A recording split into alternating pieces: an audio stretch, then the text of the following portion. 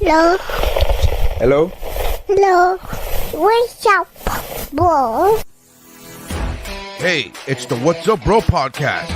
We talk movies, sports, TV shows, pop culture, and it's funny, mother. With Nery Saenz. I'm like, what? How can this... They have Photoshop. Photoshop exists when this artist rendition was done. How the fuck is this not cooler looking than a sketch that looks like it was done by a hillbilly off the side of the road? What the fuck are we talking? Why is this a thing? Welcome to the party, pal. Steph, anie Meyer-Senior. Yeah, I don't have to look for you. So you're telling me there's a chance? Yeah! And Mercadal. I'm just glad I like vanilla, boring sex like this. I'm glad that the sex I enjoy won't get me killed. That's how winning is done. Hey, I'm Dave Chappelle, and this is What's Up, Bro.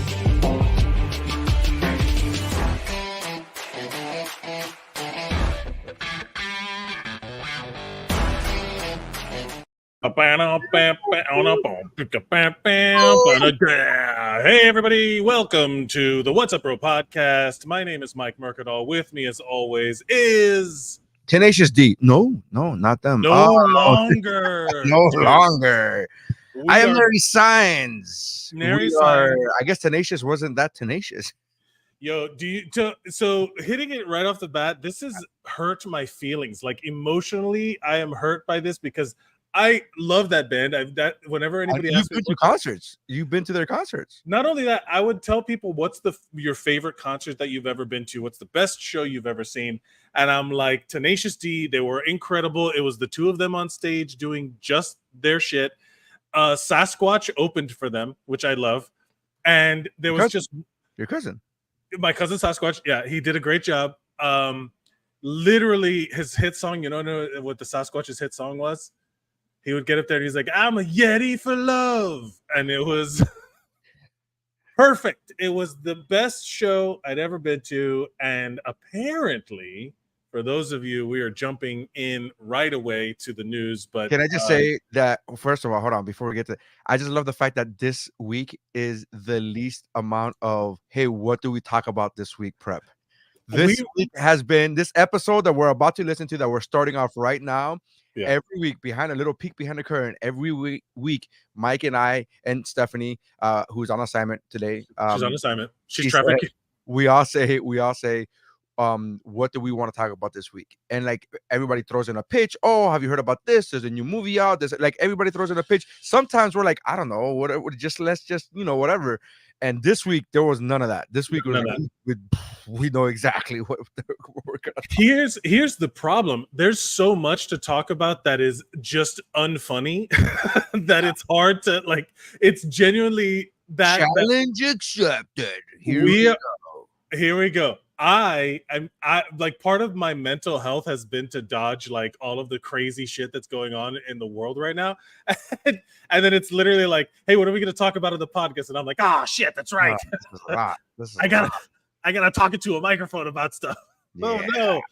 So Tenacious D, to continue that tangent that we were about to start before I interrupted it.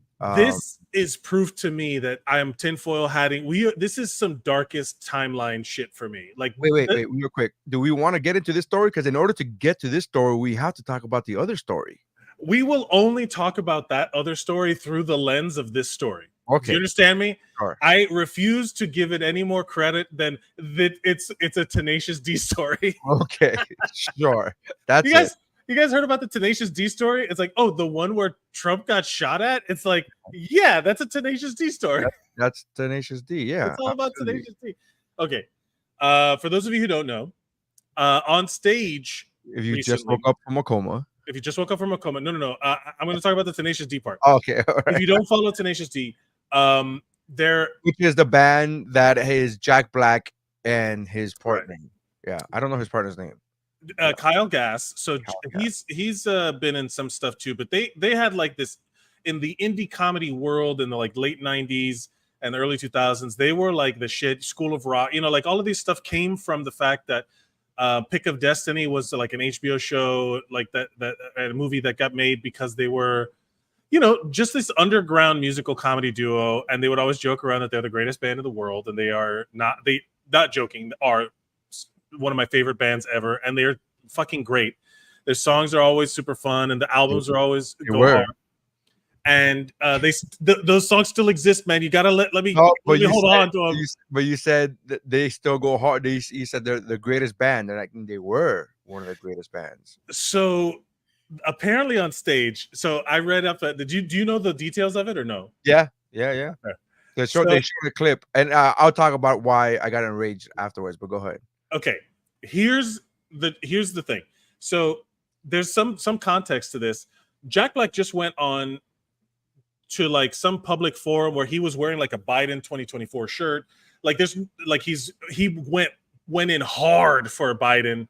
He is not he is like anti-Trump, right? So keep in mind that that's the layer that the base of to when you have a reaction, when you hear about the reaction that he then has to what was said, it's kind of odd that this is like we're gonna high ground ourselves out of a democracy, like that whole Michelle Obama, like when they go, we go.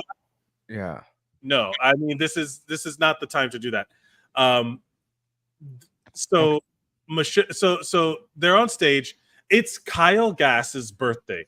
The Rage Cage. He's the guitarist in this band Tenacious D. And they ask him, "What would you like? What do you wish for your birthday?" Where they bring him a happy birthday. They bring him a birthday cake. A robot brings him a birthday cake. A robot brings him a robot birthday cake. On stage brings Kyle Gass a birthday cake. Let's just share. This is Kyle Gass. That's and then this is the thing that I was saying, that he literally is like wearing a dark Brandon t-shirt. And so here's my question to you, first of all, because you said he's anti-Trump, and I'm not debating that. I'm not arguing that. Publicly anti-Trump, we'll say. Well, here's my question to you, because publicly, and again, I don't follow Jack Black like that, but publicly, all I've seen is that he is pro-Biden. Does that automatically put him in the it was the aggressive anti-Trump camp? I'm just saying. I'm asking. The speech he made when he's wearing this outfit was pretty much like, our democracy depends on it. He's like, it's not a light support. You know what I mean? Or it wasn't anyway in that speech. So he comes out, and this is my first awareness of it was, and most people's first awareness of it, because the only public thing on the internet was Jack Black posted, "I was blindsided by what was said at the show on Sunday. I would never condone hate speech or encourage political violence in any form. After much reflection, I no longer feel it is appropriate to continue the Tenacious D tour. And all future creative plans are on hold. I am grateful to their fans for their support and understanding."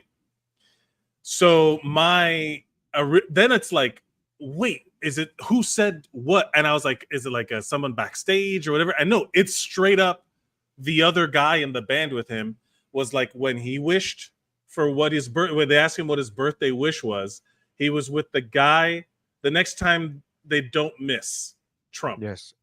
Yeah.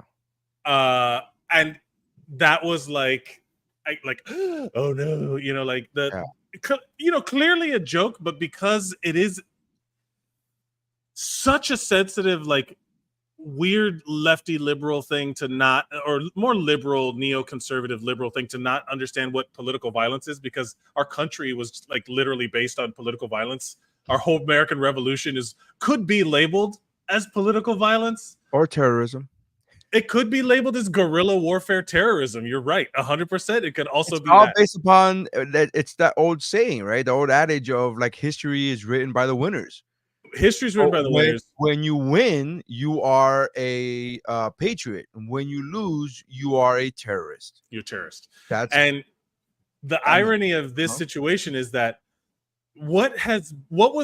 so then now they basically broke the last week. There's a whole song that talks about the band breaking up, and it's literally like somebody on Instagram put, "Nobody is quote pro Biden." Okay. That is the literal truth. Fair. Nobody is like, that's my guy. That's like, well, maybe his wife. Even she's just like, all right, it's better than the alternative. She's just like, let him retire, let him go to sleep. He's like, Tony, sick of it. You're tired. You could go to you could rest now. Yeah. Did she just pepper pots him? Yes. You see, Oh, China's man. accepted. I told you, make this shit funny. Come on, man. Yeah, Here we that's go. true. Here we Well, go. to a certain degree, what was it? So you said something that made you mad. Like, what was it that made you mad? So all right, so to capsize. So then this guy says from Tenacious D, "Oh, next time don't miss." So here's what got me upset. What got me upset is a couple things, but there's a show, Daily Daily Blast Live. I forget what the one that Al Jackson is on. It's based out of Denver, right, yeah. right, and it's a panel show. It's like The View, but there's men and women. There's like a different, from the left side and the right side. And there's one of the hosts on there is a guy, and I forget his name, and I'm really bad because I like the show, right? And I watch it in clips, like I watch any show. This is not a slight to them. This is not a slight to Al Jackson is one of my all-time best friends in comedy, and he's one of the hosts on there. So this is not a slight to the show. I legitimately very much enjoy the show, but I watch that show like I watch the Tonight Show in clips, right? I don't sit down and watch the whole show. And one of the clips that they posted, this guy's going off on a tangent, as he often does, about like this is how he feels about certain things. Most of the times, I will say I align with his thought process, right? Al Jackson or the other guy? The other guy. Al Jackson is my friend, so I kind of like it kind of goes without saying that. Right. Do you? I have a clip of it, and it's 27 minutes long. Do you know more or less? There's the Instagram post where it's literally the second to last post that they posted. If you pull up their page, their Instagram feed. And it's not 27 minutes long. I'm sure that's the whole episode, or I'm sure that's the whole take. But just the one where that dude is talking. And if you pull up the page, I'll be able to tell you which one it is, which video it is. I think it's this one. Hold on. Yeah. There you go. Jack Black is doing some damage control after his Tenacious D bandmate made a joke about the assassination attempt on former President Trump. It happened during a show in Sydney, Australia. Happy birthday to you. Make a wish, Canada. Don't miss Trump next time. Do you think Kyle Gass should be canceled? His agency. No, but there should be repercussions because Wait, his agency. So there's like legitimate. So this is just everybody distancing from. So that their right-wing fans don't disappear on them. Right. Yeah. We've put the bar, like we've always talked about, breaking ceilings and getting our rhetoric in America. The bar is way too high. We need to bring that down. Just like we were talking about in the first half of the show of toning things down. You can't make a joke. He's not a comedian, by the way. I guess maybe he is. He is a comedian. Absolutely. Wait, let him finish. Like, you can't make a joke about the president's assassination, saying, "I wish he would have been killed." I don't care if that was Biden and he almost got killed. You don't make that joke. This is America. You don't. There's a million other things to make fun of. You don't make fun of an attempted assassination because we are close to having another civil war. I mean, we're not there, but if you keep up this rhetoric and there are no repercussions, we're just taking giant steps towards that. You don't make that joke. This is America. Jack Black is doing some damage. So that's the fucking part that I got infuriated by, because it's like I commented on that post. I don't do this, right? But I commented. You on don't that make that joke. And I just quoted him, and I was like, "You don't make that joke in America. This is America. You don't make that joke." And then I said, "Wait, what?" That's what separates us from communist China. Fucking repeat that sentence and substitute the word America with North Korea, China, or fucking Russia. Yeah. And that's what makes America America. You can't make a joke about something. Are you out of your fucking mind? I'm not telling you the joke was right. I'm not telling you the joke was funny. I'm not saying that you should have to like the joke. That's not what I'm saying. Not I'm exactly. not saying that I agree with that point of view. I'm not saying that I would have said that, because I have not said that, and I would not say that, right? That's not my logic. The thought process of you can't make that joke, this is America, is the most ridiculous, backwards, most oxymoronic fucking statement, period. You can't make that joke, this is America. Listen to yourself. Are you fucking kidding me? Yeah. We're America, home of the free and land of the brave and all this bullshit, and we're like fucking rah rah rah. And wait, who am I not correct? And I hate to politicize this, because people immediately politicized it. Oh, that was a Democrat trying to come after a president, and that's the only way they could win. Sorry, that was a fucking Republican that had Trump. I'm sorry, I thought you were talking about Kyle Gass from Tenacious. No, You're no, talking no. about the guy who Got tried the shooter. shooter. Yeah. So immediately after the incident, everybody was trying to politicize it, right? And they're like, the Democrats. And I'm like, first of all, you don't have to politicize this. Democrats don't want to kill this guy. Like, that's not right. Like, nobody in their right mind. That's a crazy person. Whether you're Republican or Democrat, you're that's somebody who's out of their fucking mind. You're not doing that right. First of all. Second of all, it was a registered Republican that had a bunch of Trump signs on his fucking yard. So whatever. That's a little awkward. But my point of saying this is to say, that's wrong and all of that's wrong, but to say that you can't make a joke of something because this is America is the most backwards ass. Like, aren't you the fucking people who are like, oh, look at the snowflakes? You can't. Well, thank you. So here? Yolanda, I guess you have your answer. Can you make a joke about it? I am absolutely 1,010%. Look, I'm pretty much a lefty, I guess. You want to call me that? But I am 100% in the right, in the fucking right for free speech. Like, you should have the right to say whatever the fuck you want. With that comes repercussions. Understand that. I am not saying that there should be free repercussions. That is it, man. I should be able to say whatever I want. With that comes whatever comes, right? Equal and opposite reaction. All I'm saying is you should be able to make a joke. Now, whether it's going to be funny or whether people are going to laugh at that joke, that is on them. But I, as a comedian, as a performer, should be able to make a joke. Now, how much time has to pass before you're allowed to make the joke? Right? Zero. Okay. Fucking That's zero. I can't remember what the situation was. I think it was they talk about 9/11 and they were talking about comedians had jokes that night. Yes. That night. Like that I was on stage 2 hours after this attempt happened. Yeah. And I did not make a joke because that's not my style. Like, understand, me not making a joke about this was not because I was on a corporate situation, because I was on a cruise ship. So it's a corporate, basically a corporate job. It had nothing to do with that. I have never been told by anybody, by any of my employers, do not talk about politics, do not talk about religion. I've never been told any of that. In fact, they have an announcement ahead of the show, regardless of who the comedian is, like, if you are sensitive to any kind of topics, you should leave now. They have that. That's not needed for me because that's not my kind of humor. Right. But just know that if I was that kind of comic that had topical material, I was on stage 2 hours after this attempt. I could have been like the fucking one of the first ones, like, here we go. But I'm not that guy. So my lack of not making a joke isn't for respect or lack there. It's simply because that's not my type of comedy. That's all that is. Yeah. Well, I mean, I've done jokes about my wife and I having an argument over a baby shower half an hour after the fucking fight happens. Like, understand that. It's never too soon for me. You know why? Because that's my kind of humor. My kind of humor is about me, my wife, and relationships, and that's my kind of shit. It's never political. I've never gone on stage and talked about politics. So that, to me, is what bothered me. That enraged me. That phrase, "This is America. You can't make that joke here." Like, this is America is also like, I literally, there were jokes about like JFK. They're like, oh, I need to go to Dallas. Like, I need another hole in my head. And there are jokes like other than that, Mrs. Lincoln, how was the play? Yeah. You know, like, there's like all and Yolanda's joke right in there with it. Bing, bang, boom. So this is the first time someone has been disappointed by 2 inches since Stormy Daniels. Right? Boom, burnt. Hey, yo, this is roasted. And the joke is not the problem. Like, if America is not going to collapse because we're joking around about it. America's going to collapse because people like Trump exist, and the people like who are willing to shoot Trump exist. The people who are, you know what I mean? Like, you know what I feel bad about? The guy that died, or the person that died at the rally. That guy died at a Trump rally. No one's going to remember his name. But he's bad for PR. Trump still hasn't called him.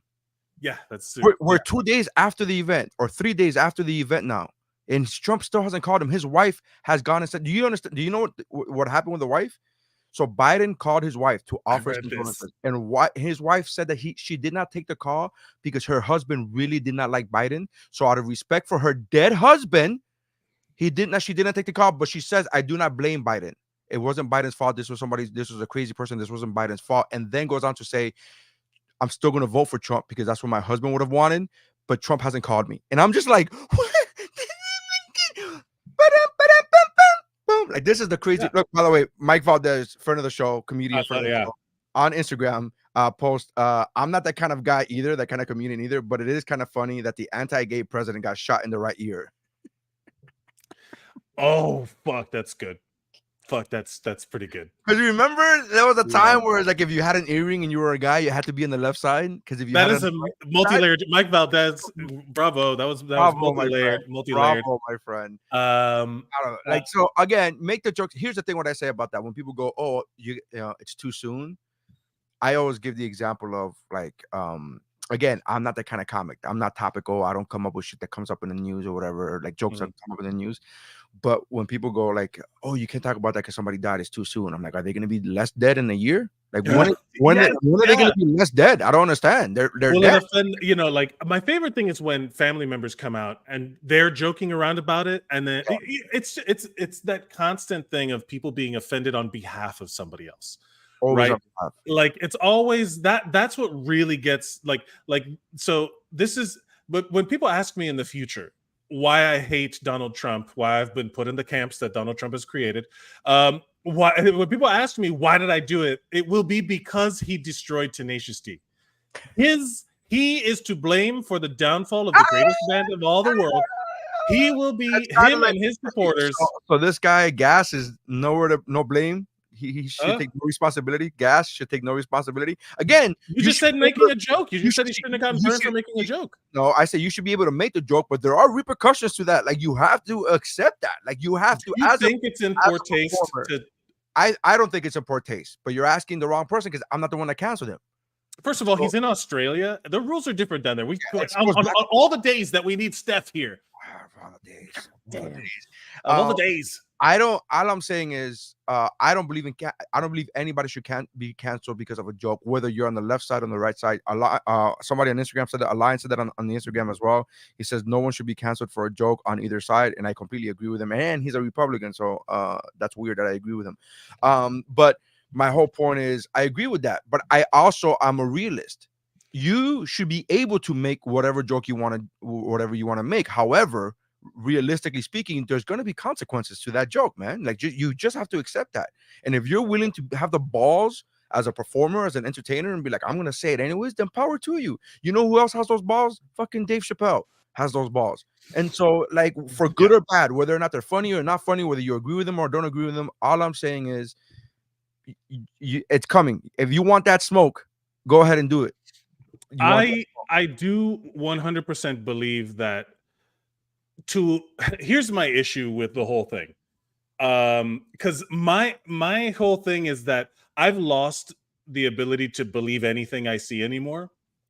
So I am already in the conspiracy theory camps. Like I love these conspiracy theories, brother. It is so fun. I was saying this to my wife the other day when this whole thing happened, and then it came out that he was a Republican, a registered Republican, and I was like, oh no. I feel myself putting my tin cap on. Like this is it's so easy. This is so easy to be like, was this? And he was 150 yards away and he missed that bad? Bro, there's so much time. Dude, this is the other thing. Because here's the thing. In order for me to just fully believe and embrace the world around me, I wouldn't be on the show right now. I would be on the beach, as high as possible on weed, mushrooms, and heroin. Like I couldn't face reality, embracing it fully. Raw, no way. I have to either add a full layer of drugs or I have to bring in the fantasy element. And because I play Dungeons and Dragons, here we go, fantasy, baby. There was so much like deep, like so much work put into the editing together of these videos based on the times, right? So like I saw this video on Reddit that was like someone pieced together all of the cell cam footage, which is amazing to me. That there's just the skill alone for someone to have done it. Basically got lining everything up. Just the time that they have in their yes, but like it was. How do you do that which has no life? The turnaround time. By the way, before I get canceled on that is a line from South Park, and it is a line about nerds that play the Warcraft games and stuff. So World of Warcraft. Yeah. So like there was a whole fucking video of this guy. That it was lined up. That dude was up there for so long, and it's almost like, look, conspiracy theories aside, huge fucking security failure, like literally the most obvious like place for someone to stand. Like There it were was, people saying, oh, there were people there were saying people pointing. there were people saying that beforehand they had told Secret Service, and Secret Services waved them like it didn't. Oh yeah, whatever. Yeah, we're taking to it. We'll take a look into it or whatever. And I was like, ooh, boy. Now My question is this: who gets assigned the assignment of a former president? That can't be the top tier security service, right? Like that can't the Secret Service. That can't be like interesting. That can't be the A team, right? Yeah. Because the A team should be guarding the current president. Am I wrong on that? I'm not trying to even be funny. I'm being honest. The A team of the Secret Service is recognizing counterfeit bills. That's what the Secret Service is about. The protection thing is a secondary thing. It was all about protecting our money first. Then it was about protecting the president. So the A team is trying to keep counterfeit bills from entering America. Yeah. The B and C teams are protecting the people that need to be protected. Yeah. So I wonder who gets that detail. Like if you get that, you can't like. First of all, shout out to Amy Schumer, who was able to just pivot from comedian to Secret Service. Whoa! Wow, that lady. It was. Does that not look like fucking Amy Schumer? I don't want to bring up pictures of it. Agent? Does that Secret Service agent not look like Amy Schumer? Which, by the way, in this day and age with cell phone cameras, and this fucking guy was able to line up all these shots to be able to make like, should we still call it Secret Service? Like everybody sees their face. Everybody knows who the fuck they are. Like this is not anymore. But the funny part for me was and this is funny in the worst possible way. Again, I have to bring fantasy and jokes into it because otherwise I will need copious amounts of drugs. Okay, like, dude, we're on a comedy podcast. We're on a comedy podcast. So let's also, yeah. By the way, welcome to What's Up, Bro. Yeah, welcome. You can follow us at WUBro Pod. 30 minutes in. We're 30 minutes in. I know. And welcome to the title of the show. Here's my favorite part of the transaction that went down immediately after all this went down. I went online and I saw the thing. I was doing stuff. My wife and I have been kind of living our lives. We've been trying to like be comfortable and live that resort life here. We have our pool, which enjoying all the amenities that we pay for that we never really use. So we were trying to just be relaxed and be cool. And we did some shopping. We went to go have dinner. We did all these nice chill things. And then I saw the Trump thing and I was like, Jesus fucking Christ.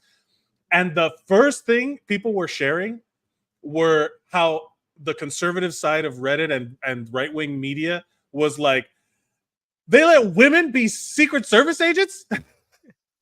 This is like what's the name of the Star Wars show, the new one? Oh, the Acolyte. This is the Acolyte all over again. They let these broads be Jedi, and then it's literally with the same amount of anger. I was like, what? That's such a what a fucked up thing to focus on. What a logic. That's the logic of like, they're not good enough to take a bullet. Like their bodies, they're just human shields. Like I don't understand. So fucking funny to me. It was so funny.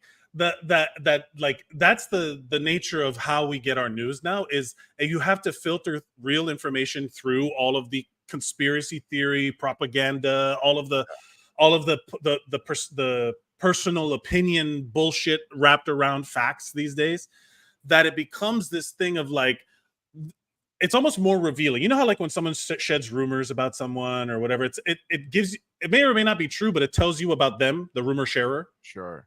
So when people are posting stuff where I'm just like, this says more about you than it does about whatever it is you're saying. You know what I mean? Like your approach to it is so like, you could be giving your opinion about like trans people, blah, blah, blah. But then when the fact that you're so vehemently sharing this opinion as it's a fact, that says more about you than it does about because it's just your opinion. And we all have opinions. Some of them are uneducated. Again, you and I are qualified for nothing. Maybe I can give health advice in the EMS paramedic level. That's it. I can't do nothing. You can give.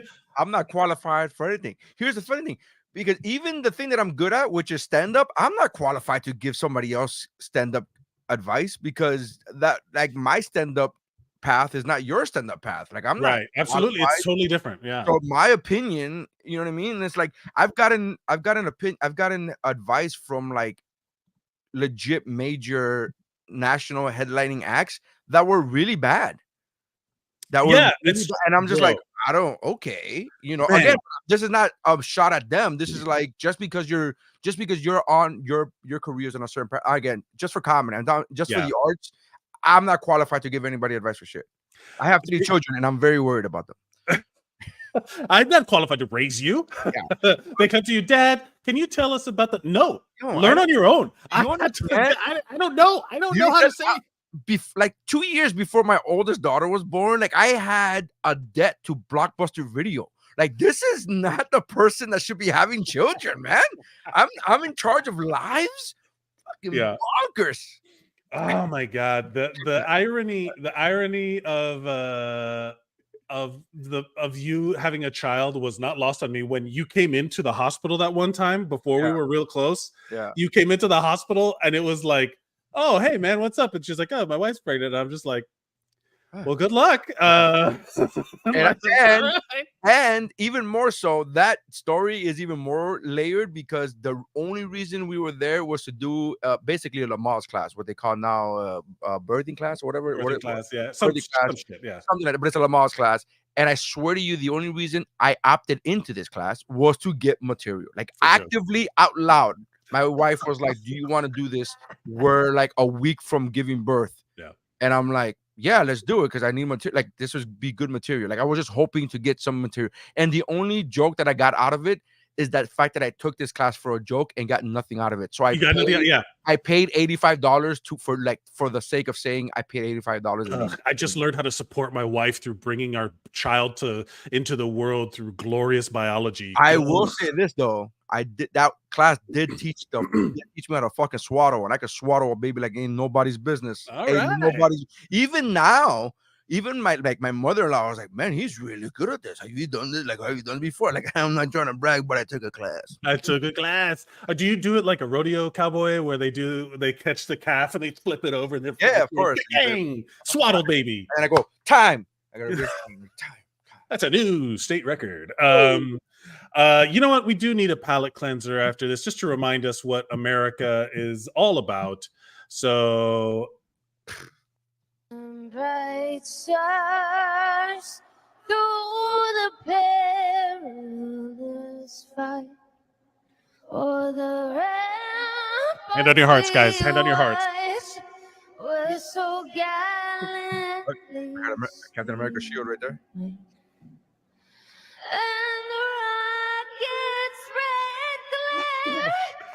I had not heard this. Oh no! Through the night that our flag was still there.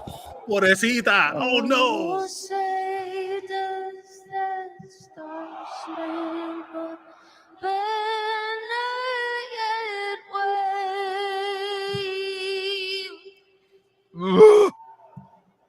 o'er the land of the free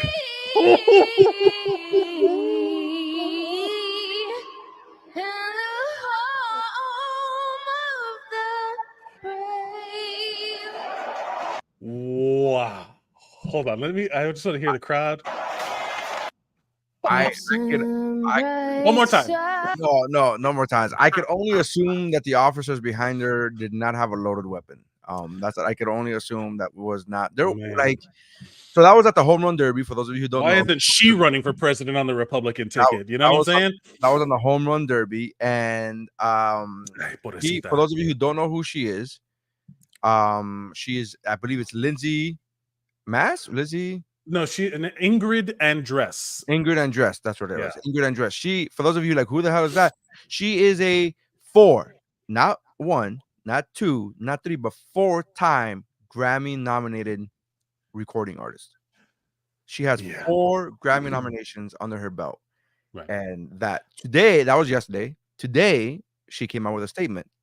Yeah. And the statement read, Pobrecita. I'm not going to bullshit y'all. I was drunk last night. I'm checking myself into a facility to get the help I need. That was not me last night. I apologize to MLB, all the fans, and this country I love so much for that rendition. I'll let y'all know how rehab is. I hear it's super fun. XO Ingrid. So here's the thing. That's the best response, brother. That's the best. Bro, brilliant. Perfect. Hey, Not man, I was fucked up. I need help. I'm sorry. I made the mistake. The man. Can you imagine that meeting in rehab? Is like, what are you in here for? Like, what's your rock bottom? It's like, well, have you ever heard? Let me bring it up on YouTube. Let me bring it up on MLB TV. Have you ever heard of the home run derby? Oh boy! By the way, nobody knows who fucking won the home run derby. Everybody's talking about her. Like nobody knows who won the home run derby. It's bonkers. The problem is that now that the only thing that is gonna come up when you search her is this. The problem is that if she's Grammy nominated, I wonder if she's actually any good. So I don't know if this is gonna fuck up. Has there been anybody who's actually like been nominated for a Grammy or won a Grammy? This is her. This is her. I mean, I don't know how we can do this without getting in fucking trouble. But just for the sake of the joke, for you didn't participate in. I said, well, I didn't hear you. I said, well, I mean, she's Grammy nominated. Is there anybody who's been nominated for a Grammy or won a Grammy that isn't good? And the answer is Milli Vanilli. Vanilli. Well, we'll never know. It wasn't them. So what if they were great? Whenever somebody defends an artist and they're like, well, they won 10 Grammys. I'm like, well, so did Milli Vanilli. I don't. What are we arguing for here? What's happening? But I will say here's okay. So there have been a couple things that I remember one time I wanted to find out how I could go to a baseball game for free, and I looked up how hard it is to sing a national anthem at a baseball game. And no, I looked up like I could sing it the national anthem. I don't have to sing it in broadcast quality. I just got to sing, oh, say, can you see about it? You know, like whatever, just fucking sing the song and record myself. And so you have to make like an audition video or have had some proof that you can sing in some way. And then the thing is that people who like there's like people who do this, they sing in the stadium. It's impossible to hear yourself sing in a stadium that big, and also you're hearing yourself like a split second late. Yeah, because of the echo. I've had not singing but performing where you hear yourself a split second later, and it throws you off so much. It's fucking terrible. And so I can imagine that if she wasn't drunk, which she sounded drunk as fuck. But if she wasn't drunk, it's already a difficult situation to be in to sing at a stadium. Yeah, but she's a professional. Let's stop fucking around. She's a professional. She's done this before. Like you're not Grammy. You weren't singing in the mall yesterday and then got nominated for Grammys and then singing at the fucking at the home run derby today. It doesn't happen. She's a professional. She was just drunk. I get it. She was drunk. All right, but we're not gonna blame the technical, the acoustics of the stadium. We're not gonna blame that. We're just no. I will say that's what I'm saying. Like, if you're that nervous that you're getting, like, at what point do you just say, "Hey, I'm not gonna sing it. Just play the tape." Or if someone's in the booth. So one of the things that I read about it before. This is the first time I'm hearing it. I read about it. The audio guy. They're saying that what's happening in this scenario, someone slapped. This is for people who are used to auto-tune. You need a backing track, someone playing the chord on what's called a melodyne, so that you can hit the right notes, where the wrong notes are taken out of the auto-tune. So it only hits the right notes. So there's the thing is that she's singing a cappella with nobody. There's no backing track, so the auto-tune is also fucking with her too. So she's missing. And then the auto-tune's like, did you mean this? And it's like, no, this. And then it's like, it's just going, like on Instagram, a line wrote, that woman singing is way more offensive than that joke from Tenacious D. Yes. But to be fair, she's also being canceled. Like, she's passing herself. She's pausing herself. She did what a good PR move, the self-cancel. Proactive. I'm going to get help now because what a classic move. It was her PR team is on point. Yeah. And here's the thing: we don't know if any of these celebrities actually that claim they're going to go to. We don't know if they go to rehab. We don't know. We don't know. They just lay low for 40 days and we're fucking done. We don't know. You don't know my. Was it 29 days? It's 29 days, right?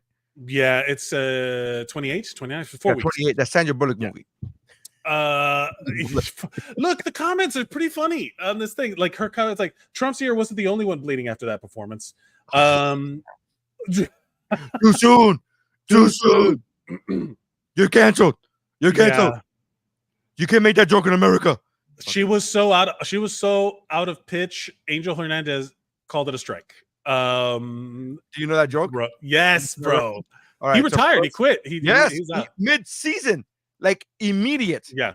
So for those of you who don't know, Angel Hernandez was a prolifically bad umpire for Major League Baseball. Infamous. Like everybody knew. Everybody how bad knew it it. was. They were complaining about it to the commissioner's office, and the commissioner's famous response for years was, "He's bad on both sides." So he doesn't just call it bad for one team, or he's bad for both sides. He's just bad. Well, fire. It's just, and they did. They finally this year were like, he is out immediate. Like it wasn't like, oh, this is his last season.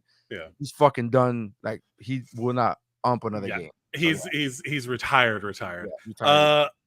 Someone on Whitney Houston was high on crack cocaine, and she gave her amazing rendition of the national anthem. No excuses.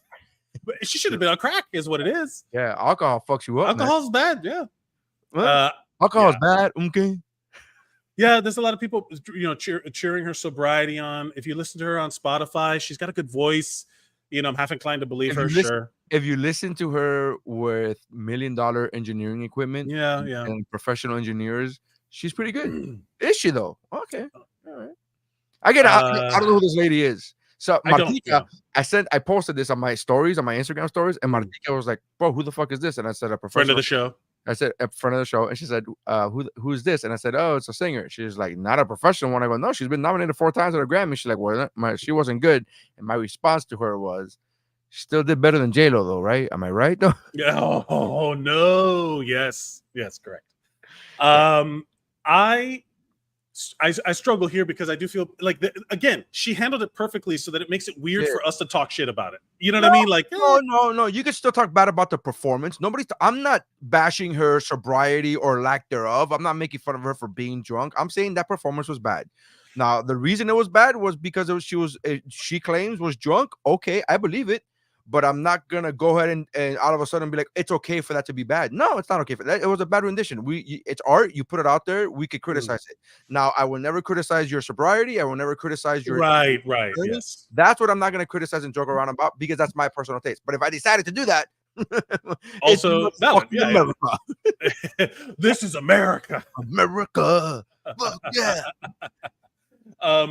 So. It does remind me. This whole thing remind me of my favorite bad. Is it Fergie? Bro, how did you know? Well, here's the thing. The caption, like a minute after this Ingrid chick did her rendition, a minute later, Instagram was fucking lighting up, and the caption was, "Fergie has been dethroned as the worst rendition ever." Yeah, like that's how they were selling it. Bro. They were like, "Here's the caption: Fergie's no longer the worst," and we're like, "Bro, it can't be that bad. It can't be that bad." And you hear it and you go, "That's bad." Yeah, it's pretty bad. This is, I think, my favorite part of the Fergie. I'll mute it so that everyone can be okay. Right, there's a moment where it's so bad, everybody just kind of looks up and they're laughing. Steph is laughing. They're like laughing, like ugh. They're like when they pan across the faces of the players, you can see they're all like, "Whoa!" Perfect. Now, if you're listening to the audio version of the podcast, that's a lot of you do. Make sure this lives forever on YouTube and Facebook. So check out our YouTube and Facebook, and you'll be able to see the video that we're watching right now. Jesus Christ, it's so good. But it is like, without hearing it, you can see like the look of joy at everybody's just like, Jesus Christ. So that's why I say that this girl Ingrid is worse than Fergie's, because Fergie's at least brought a smile to people's faces. Well, I wish in the moment it brought a smile. I wish that I could have heard the response. Like, well, the problem is that it's baseball, so most of these guys don't speak English anyway, so they don't even know what's good. They're like, "What? It sounds good to me." Like, ¿Qué pasó? ¿Qué pasó? Está bien. I love this movie. The poor lady. We wish her a speedy recovery in her. Well, not speedy. 28 days, whatever that is. I don't know how. Like, time is time. It's it's not. It speed. sounds like 28 days. Sounds like yeah. It's 4 weeks. Yolanda said Roseanne Barr sucked. Roseanne Barr was purposefully bad. Like it's like one of those things where someone tries to make a bad movie be funny. It's less funny than when someone tries to make a good movie that's bad. So Roseanne Barr, if you watch the Dark Side of Comedy documentary on Vice, which is also available on Hulu, I didn't know. The Roseanne episode is like they talk about this, right? So she was doing bad, and then when the crowd started booing her, then she leaned in and went full throttle. But she never, like, her daughter says that she did not plan on doing bad. But once did she plan on doing good? But I think it was like what you were talking about. Like you just go there and like you go there and that's it. You're done. And I think the owner of the team was also like the owner of like CBS or whatever the fuck, ABC or something. So I think that's why she did it. And so she didn't think it was gonna go bad. But once it started going bad, whilst in the midst of her badness, they started booing, and she was like, "Well, I'm gonna go lean in." And then she spit on the mound, grabbed her crotch, spit in the mound. That was a whole thing. Oh right, yeah. She was like big middle finger. Yeah, look, Yolanda remembers the camel. She spits. She remembers it. She remembers the camel. Hey, Yolanda, can you stop tearing down my landmarks on Monopoly? Go, thanks, appreciate that. All right, go ahead. Sorry. Oh, are you guys playing online games? Are you guys Farmvilling like it was back in the day? Back in the days, yeah. Where it's Monopoly Go, and like you have a chance you play with all your friends, and then you have a chance to like knock down their pieces or whatever.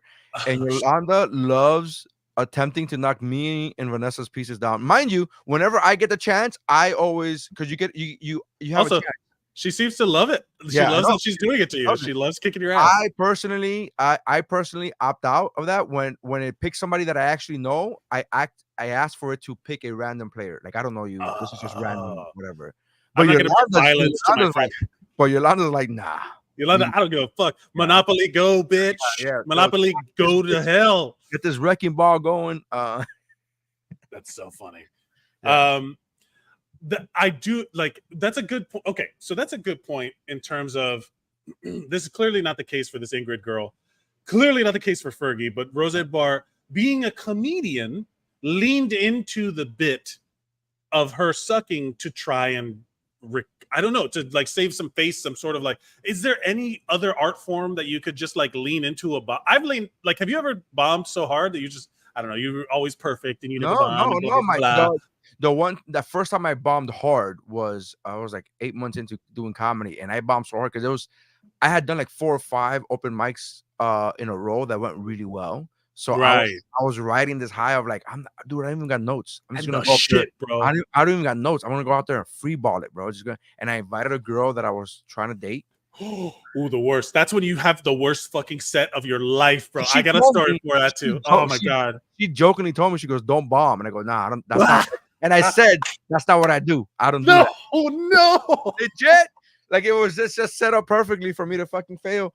And then that's literally like calling your shot and then getting hit in the balls by the pitch. No, that's like just calling your shot and then striking and then swinging the bat before the pitcher throws the ball. Like, whoa, this is bad. So I was doing really bad. It was just, and I had like 80 people there to watch me. It was fucking an issue, bro. And then the only laugh that I got was 4 minutes into my set of a horrific set. I said, the worst thing is that 90% of you are my friends. That's the one laugh that I got. And you would think I got a laugh and then a laugh. I was like, oh, I got them now. I got them now. No. And I just continued to bomb, and it was awful. And then I was in the green room, and Oni Perez, friend of the show, was in the green room with me, and he was trying to like perk me up and take me, like, hey man, this happens, whatever, you got to go out there prepared, you just can't wing it, whatever. And then I was like, yeah, you're right. And then he said to me, now go out there and take your medicine, because he knew that I was trying to fucking hide in the green room and avoid all my friends that were on the outside of the club waiting for me. And I said, "Oh, you recognize that?" And he's like, "Yeah, go out there and take your medicine. You got to go out there and take it." You And can't hide in here. and everybody just patted me on the back, and I had my head down. It was like, yeah, yeah. And I was trying to like, yeah, it was bad. I've fucking bombed hard. Yeah, there were a couple It's times. been 20 years, and since then, and I'm like, I still remember the day. Don't talk to me about the fucking days, which I was there when I was. Yeah. Where it's like one of those. It's like I love the meme of the Malcolm in the Middle where they ask the dad to do something, and then it gets dark, and he turns, and he's like, don't bring me into, like, are you sure you want to cross over? Because once you cross over, you can never go back. That's how I feel about some like. So two things. You would see this a bit when I hosted those New Faces shows. You were at those New Faces shows, hosting those shows all the time, running that show all the time, at the Miami Improv. And I remember there were a couple times where when you were hang out outside, it's a bringer show, so everyone has to bring people that they know. Invariably, you could bark, or strangers, you could bark, but yeah. that was way harder. Yeah, but you could. So usually it ended up being people that you know, friends from work or school, people that you will have to see again, and probably throughout the rest of your life. Probably the next day at work. The next day at work, and they were going to tell everybody else about what you did. Open mic is on a Wednesday night, so those fuckers paid for parking and drinks in the middle of the week to then see you on Thursday and be like, "Hey, thanks a lot, asshole," because I had to fucking not only sit through you bombing, but also 14 other comics that weren't great either. Like, exactly, yes, it was a bad night. Some nights were bad nights. Yeah, and so you would, when you were outside in that, God, man, I miss the old Cocoa Walk, Coconut Grove. I miss that. But it was in that little space in the middle, and you would hear the different groups of people who sometimes they did well, sometimes, but you could kind of like mill between the groups, and you would hear people giving the non-congratulations of like, "Man, you're brave to get up there." Oof. And they're like, how'd I do? Well, I know that I could never do that. First of all, it'll be in September, will be 21 years that I've been doing stand-up. I have still never asked, how did I do? Ever. I do my show. If I know you personally, right, I'll go up to you after the show and we'll hang out and talk. If you want to approach me with a compliment or a critique, that's on you. I am never gonna ask that. Like, that is. I know how I did. I heard the laughs or did not. Exactly. That's what boggles my fucking mind is when comics go, "How did I do?" Bitch, you know how you did. Know how you did. To be your toughest critic, and I still believe I am. Like 21 years in, I just had a set the other night, and it was a PG show, and it was the first show of the night. And I went up first, and I brought up the second guy. And then when the second guy went up, I went to get something to eat. So the next day we were talking, and he was like, "Man, you did great." I was like, "Really?" I was like, thanks." And that's all I said. And he was like, "You don't think you did great?" I'm like, "I think it did all right," but I was a little flustered because they literally threw us on at the last second, and they said they gave us our schedule at the last second. So like, "You're going up right now." I'm like, "Okay, it's PG, yeah." And then tomorrow you're gonna have 2 other PG shows. So now in my mind, while I'm on stage, I am now trying to calculate what material not to do today because I got to do 45 minutes of clean tomorrow. Right. So that's what's happening in my head. People don't know this. And if you like, the other comic was like, "Dude, you could never tell."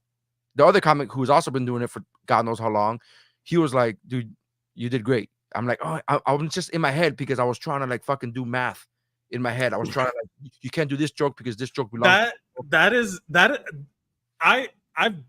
I struggle to explain this to people who have not had to do that on stage, where if you have 5 minutes or you're doing your short sets and you're doing like one of those like showcase shows that you only have 10 minutes and a joke does too well, where people are laughing too long, you have to start doing the calculus in your brain of like, what line can I cut out of my closer and still have it be my closer? Yeah. How do I cut these people off and tell them to stop laughing so that I can continue on? You know what I mean? Like, how do I ruin their good time without ruining their good time? So there's all of this mental math happening that it's like tricky, you know, and it's hard. And while you're doing that in your head, you have to verbally say things that makes the audience feel as if it's the first time you're saying it. Yeah, like you have to.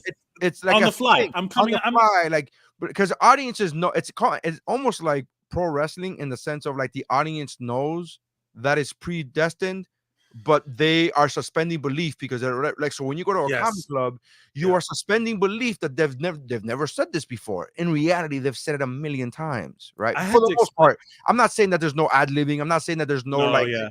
of course, there's impromptu moments, and of course, whatever. I'm just saying that bit that you hear in a comedy club, and then you go and buy that guy's comedy album, and you're like, oh, I just heard this. Like, yeah, there's a fucking reason. I don't think people understand it as much as you realize, as you think they do, because I had to explain to my friends when they came to see me the second time. Right. They're like, "Oh, you told that joke already," and I'm like, "I'm gonna tell that joke like 1,000 times before I put." You know what I mean? Like that's how you get the joke good. I'm hoping to do it 500 more times before I get to do it on Leno, and then I'm still gonna fucking do it again. Like I'm still gonna like what? Yeah. And by then it will be one of my signature bit. What are you talking about? I did just the same material. Of course I did. The first time I met Gary Goldman was a year and a half into me doing open mics, right? And I went to go see him. I wanted to open for him, but I didn't get a chance to, right? So I get it.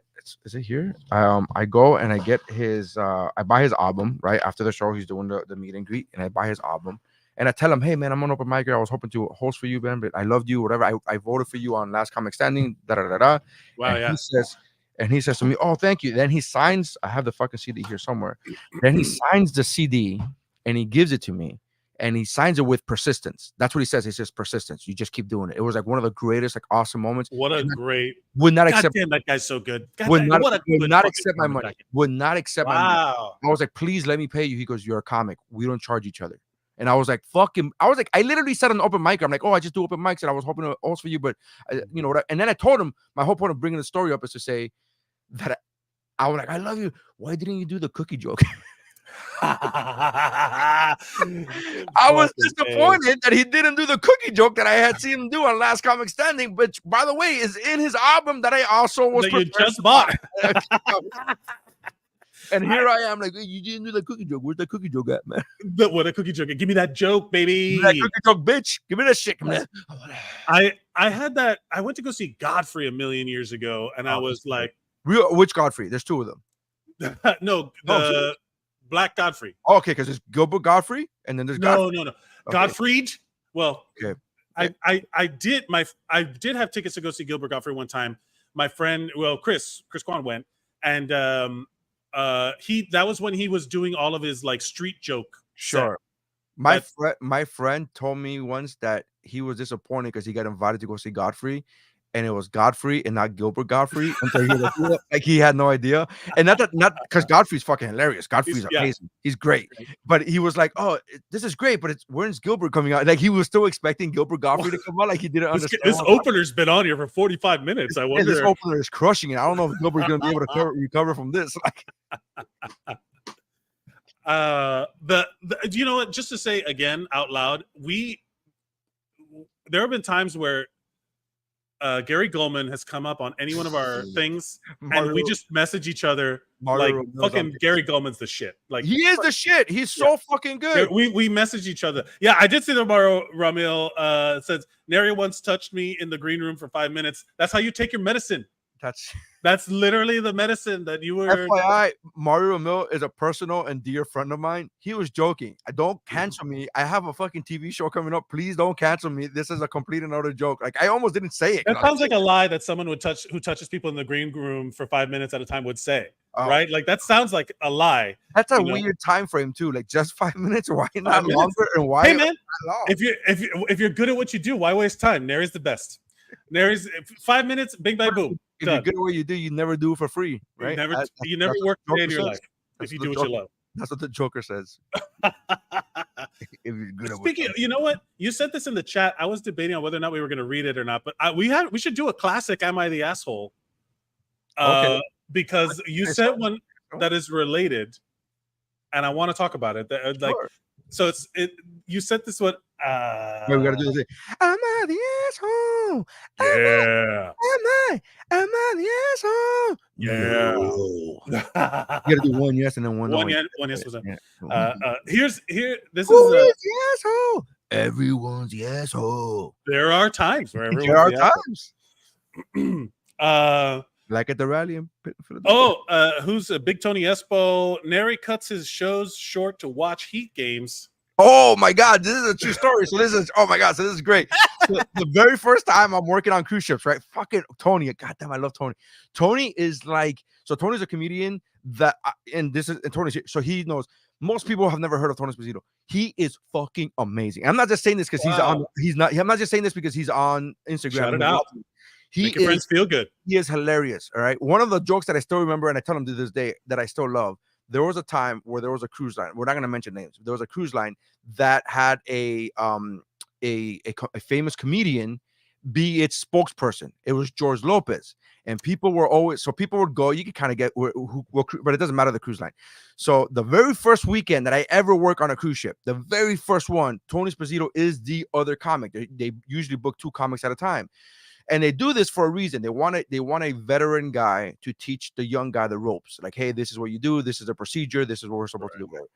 And could not have asked for a better guide, because Tony's not only is he a nice guy and super nice, but he's also a killer on stage, right? So he goes on stage and he goes, people always ask me, is George Lopez on a ship? Is George Lopez on a ship? Is George Lopez really on the ship? And he goes, I'm going to be completely honest with you. We have 12 George Lopez's on the ship. We have 3 of them in gardening. We have 2 of them as a room steward. And like, it's just fucking, I'm just like dying laughing, right? So we're doing our sets. The Heat are in the playoffs, right? At this time, right? Very first time. Very first time working on cruise ships. The Heat are in the playoffs. So in between shows, right? There's a 9 o'clock show. Like, I'll have the 9 o'clock show. I'll do 9 and 9:30. Then Tony will go up and do 9:45 to 10:15, so on and so on. And it repeats that way for 3 or 4 shows that night. So that my last set of the week, I'm going home tomorrow, right? I get before the show, there's a host, right? And he's a quote unquote comic. I very much dislike this man, and I'm telling you why I dislike him now. This is a story. But he's like giving me the rundown. But I've already done 4 shows. I'm already on show number 5. I kind of got it at this point, right? This is my last set. So he says, is there anything that you need from me? In a completely joking and sarcastic manner. I need you to shut the fuck up is what I need.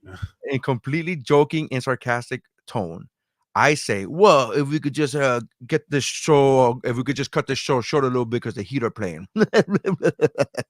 Okay. Tony is next to me. Tony laughs because fucking Tony's a human being that understands that this is, a joke, because we're fucking human beings, right? Yeah. And the guy's like, oh, no, I don't know. We got to, we just got to do the time that we're allotted to. I'm like, yeah, man, I get it. I understand. Right. I didn't say the words, it was a joke, but I did go, yeah, I get it. I understand. Like, I was like, it's all right, whatever. God, so I do my set. If anything, I probably go a minute or 2 over my set, right? Do my set. The way these ships work on is they work on reviews. So the office, the booker, has to get a feel of how you did, because they're not on these ships. There's like 20, there's like 20, 25, 30 ships in the fleet. The booker's the booker, dude. He's a comedy booker. He doesn't know he doesn't see every set that everybody does. So he gets a report back. So I call the booker like 3 days later and I go, hey man, just to let you know, I had a great time. If you have any other fallouts, if you have any other dates, I would love to continue to work for you guys. And he's like, whoa, we got to talk. And I was like, what happened? And he sends me a fucking screenshot of my review from this guy that says maybe Nery got the job. He fucking verbally said, he actually said that he was funny, super original. The crowd loved him. The crowd was into him, but maybe he got this gig too quickly because he's already asking to cut his show short to watch a sporting event. That was the fucking phrasing on my review. And I was like, beside myself. And I am not one for physical violence, but I would not want to. I wouldn't know what to do if I saw that guy again. I would be fucking confrontational, to say the least. What a fuck you, man. That's fucking with my money, dog. Not only are you fucking with my money, my wife, we had a 2-year-old, and my wife was pregnant with our fucking son. Yeah, he was fucking with my money, dog. That's violence. He was 4 months. He was doing 4 months, and I was beside myself. And luckily, the booker called me so we could talk about it. It wasn't just on email, because in email you can't tell tone. I go, brother, come on, dude. It was a clear joke. Fucking blah, blah, blah, blah. This is the situation. And I set it up. I said the same story I just told him now. Told you now. and whatever, blah, blah. And he's like, yeah, I've already checked with Tony and whatever, blah, blah. So I call Tony. I text Tony and go, bro, you're never going to believe what this guy did, what the host did. And he goes, oh, did he fucking write that you wrote, that you were asking for last time? I go, how do you know? And he goes, because he told me the day after you left, he told me that he put that in the review. So not only is this guy not professional for... He's bragging about it. Not only is he not professional, not only is he not professional for putting this in my review, but now he's being extra unprofessional and telling people what's in my telling another comedian what's in my review. Right.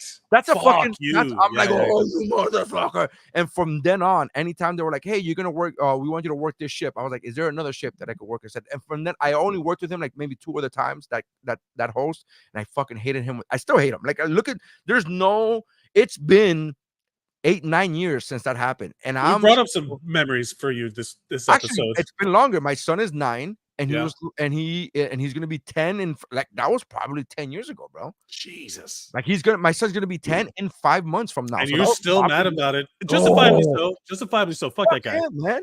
So Tony pressing all the right buttons in the fucking Instagram. Am I the asshole?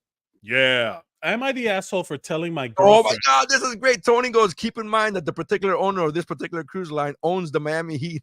Oh my God.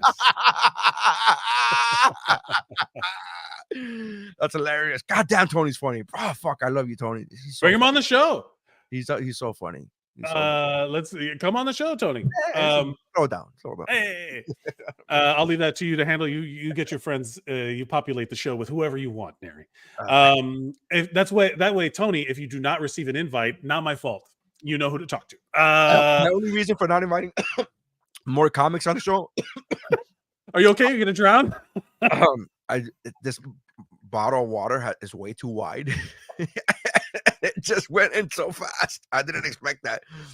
Is that what Mario Ramel said in the 15 to 5 minutes in the green room? Yeah, no, it was way too deep. It just went in too fast. Way too wide. But the only reason I don't book more comics is because most of the time I'm on cruise ships and my Wi-Fi is so unreliable that I don't want to invite a guest and then me be the one that has shitty Wi-Fi. Like, that's my thing. Yeah. That's the worst. I'm home right now for the first time in months, so God knows I should have invited Tony. Hold for edit. Am I the asshole for telling my girlfriend she needs to get a real job and she will never be a famous comedian? That's the title. Get in the comments right now. How do you feel about just the title alone? For telling my girlfriend she needs to get a real job and she will never be a famous comedian. Famous. You don't have to be famous. You could. But that's the thing. I think famous. I still make money. I still make a living from comedy.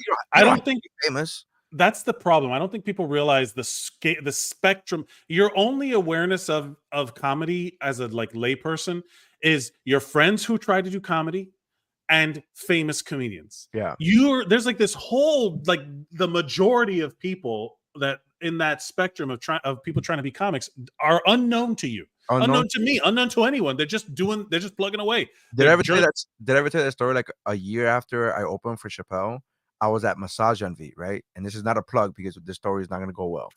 So I was at Massage Envy, and they asked me in filling out the subscription thing. They have a subscription thing where every month you get a discount, whatever. You get a massager. And they asked me what I did with my occupation, and I said entertainer. I put entertainer in my thing, and he's like, "Oh, what do you do in entertainment?" And I said, "I'm a comedian." And they said, "Oh, really? I love comedy." And like, yeah. And it's like, "Oh, where do you do comedy?" I go, "Oh, at the Miami Improv." And, I just named all these places that were. And then it said, "Oh man, well, have you worked with famous comics?" I'm like, "I've worked with every famous comic a lot."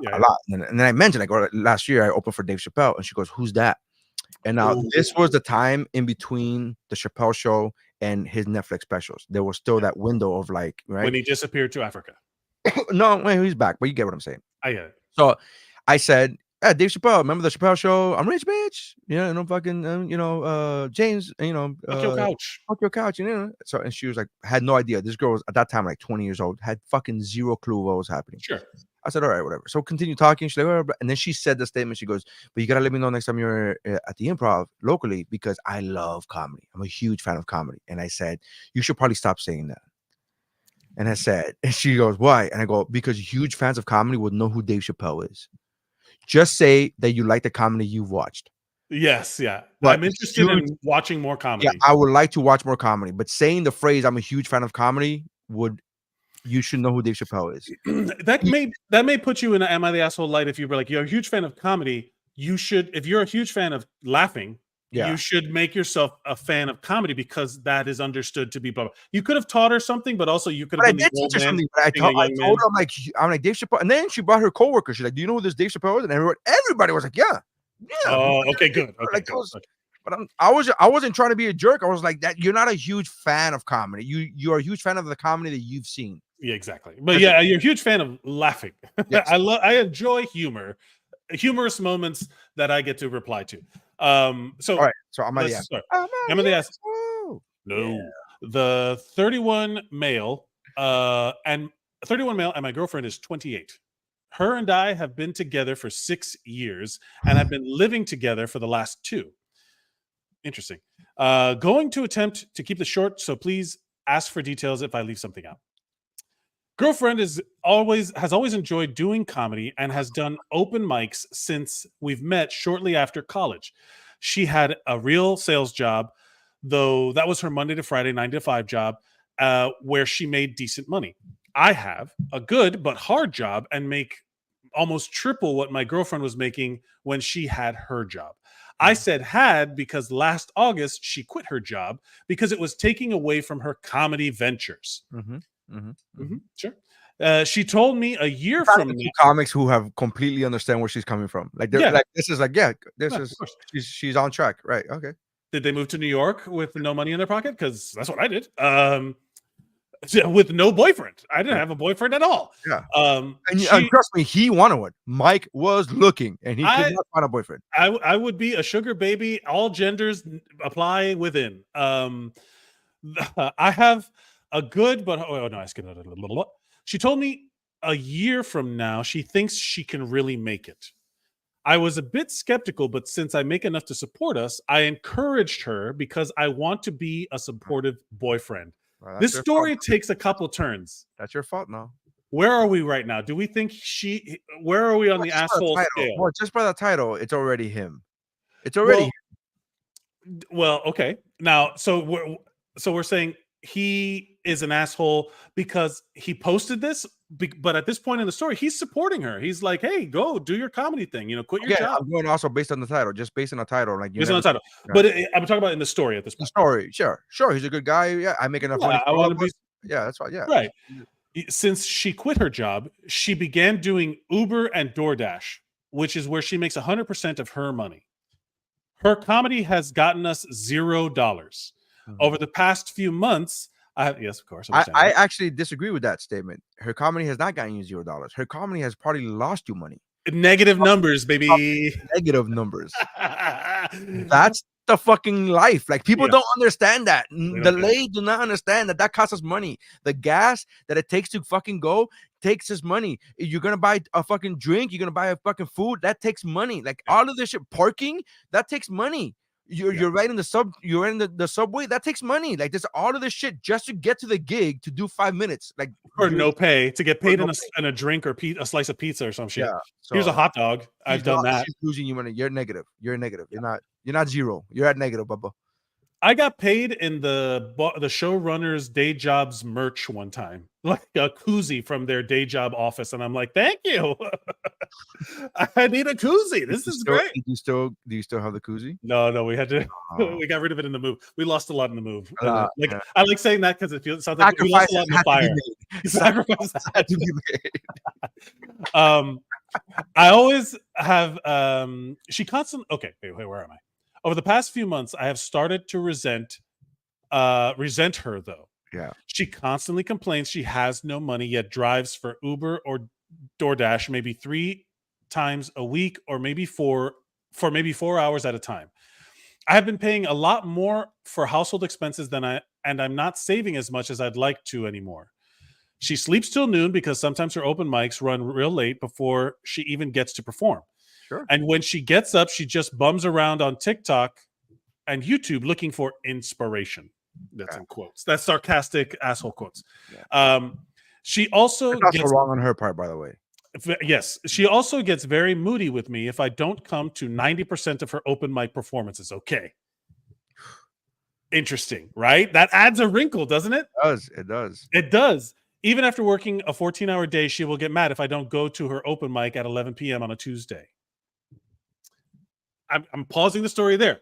How are we? Where is the? Everybody's an asshole. So she is, by the way, clearly in a big city. She's either in New York or LA.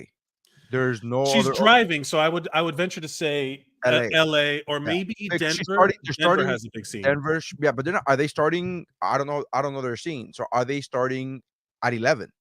Are they starting their shows at 11? Yeah, probably. That's a very LA thing. Yeah, like late night in stuff. New York, driving is LA. But go ahead. Continue. It's tricky. No, it's tricky. I think this is whatever. I got my opinion already. So the story. So at this point in the story, this guy was like, "Sure, quit your job. I make enough money for the both of us. Let's see how this goes." Then she takes that free time and she's doing DoorDash and she's working basically a part-time job. Like a part-time job is 12 to 20 hours. She's doing 3 times a week for 4 hours. I don't know. Or 4, he said. 3 or 4 for 4 hours at a time. And she's whatever money she's making, that's her money. It's just her gas. It's just her gas. It's just her gas, right? I mean, we've all done gig things to make money to whatever. But then she's also gets very moody with me if I don't come to 90% of her open mic performances. This is where that's where it gets bad. Because when you're doing an open mic, I don't want anybody I know there. I don't want to work out material in front of nobody that I have to answer to later that isn't a comedian. That's just a different thing. That's a different take. We've had this conversation, you and I, before. I see open mic performances as performances. I see them as shows. I don't differentiate the two. I'm okay with having people there. I'm fine. It's different in the vibe of the room. So the twist to me is I would never get upset for somebody not showing up. Right. That's where the spectrum is. Where Mike is like, I don't want you there, and Nery's like, I don't mind you there. But this chick is like, I need you there. And it's like, therein lies the problem. It's tricky. If you don't want to go, that's cool with me. If you don't want to go, that's cool. But I'm not like, if you're there, that's a plus. And if you're not there, that's fine. I'm working. Like, I got to do my shit. I'm also envisioning New York late night open mics at like 11 o'clock at night when everybody is fucking miserable and just trying to get 3 minutes out. Like it's not fun. And also like there've been mics that I've come out to in LA years ago that I didn't even get to go up. They closed the list. They were like, sorry, better luck next time. We didn't pull your name out of the hat. I'm like, yeah, it's the worst. It sucks, man. It's not fun. So to force someone to sit through that with you is odd, especially if they're I think it's weird to force anybody, even if it's a fun gig, even if it's like, oh, even if for sure I'm on the list and I'm gonna do 10 minutes, even if it's that kind of gig, to force anybody to do it. I've never forced anybody to do a show. That's how I knew my wife was the one. I'm being honest. There was a time where the Improv called me on a Friday night. It was like 8:30, right? They had just had their 8 o'clock show with a 2-man show. And they said, can you be here for the 10 o'clock show tonight, like right now? Yeah, right. I'm in Applebee's with my girlfriend, then girlfriend, now wife. And I said, hey, so they're calling me from the Improv. And I feel bad because we're literally starting our date. They're calling me. Right, yeah. They want me to go do a show at 10. They want me to go tonight. And Vanessa's response was, this is a true story. She says, oh my God, that's so much fun. Can I come? Would you be okay if I come?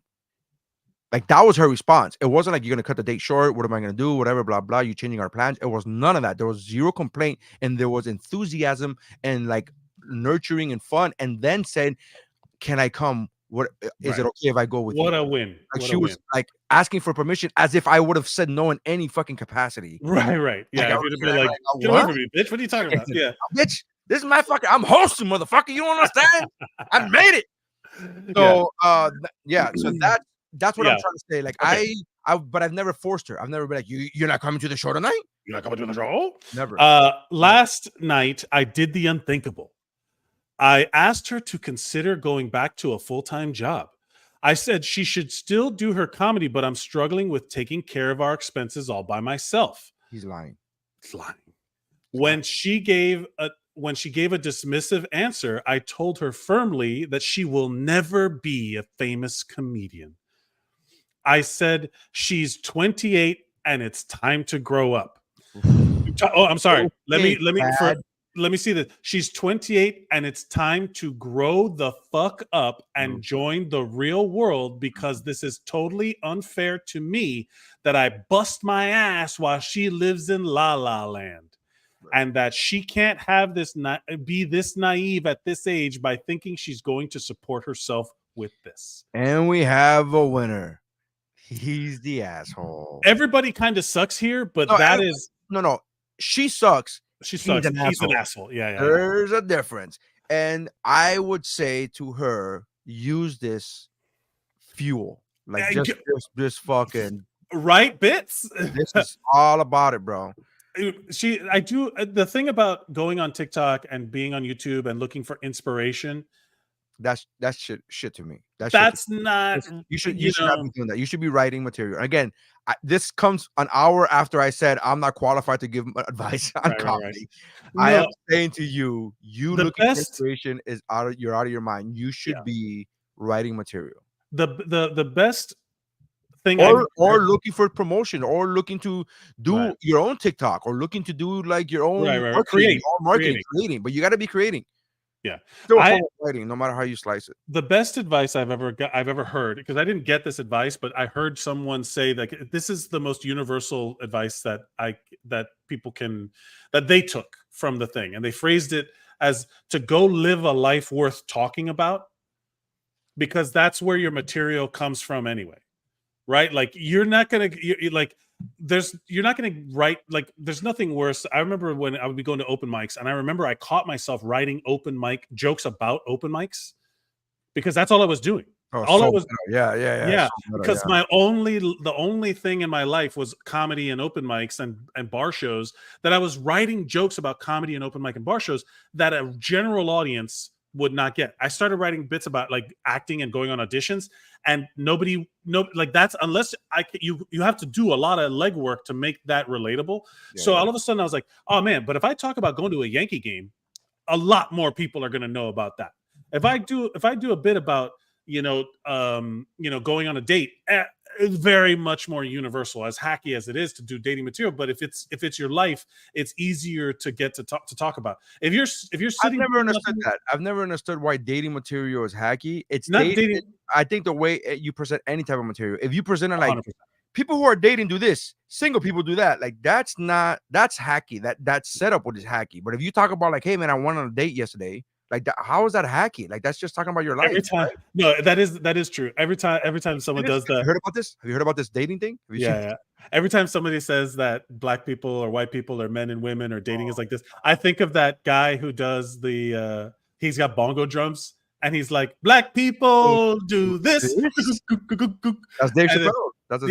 Yeah. That's the thing I think of anytime someone makes a comparison joke. I heard one guy recently go, black people and white people were the same, which is different. Oh, shut the fuck up. Professional, by the way, making the same amount of money as I am. I'm like, oh, at least that week. I was like, oh my God, get the fuck out of here. What's going on here? Man, I want to do shows on ships with you. That would be fucking awesome. I legitimately have some of the and I'm not saying this, a lot of comics who've never worked a ship, I know the ships have this like taint on them. They're like, oh, he's a cruise ship comic. I'm not a cruise ship comic. I'm a comedian that works on cruise ships. I defend it. Which, by the way, I just got off a ship last week that, you know who books it? Levity. Yeah. You know who books Levity? You know what Levity is? For those of you who don't know, Levity is the company that owns the fucking improvs all around the country. And the same people who are booking the improvs all around the country are also booking improvs on this cruise line.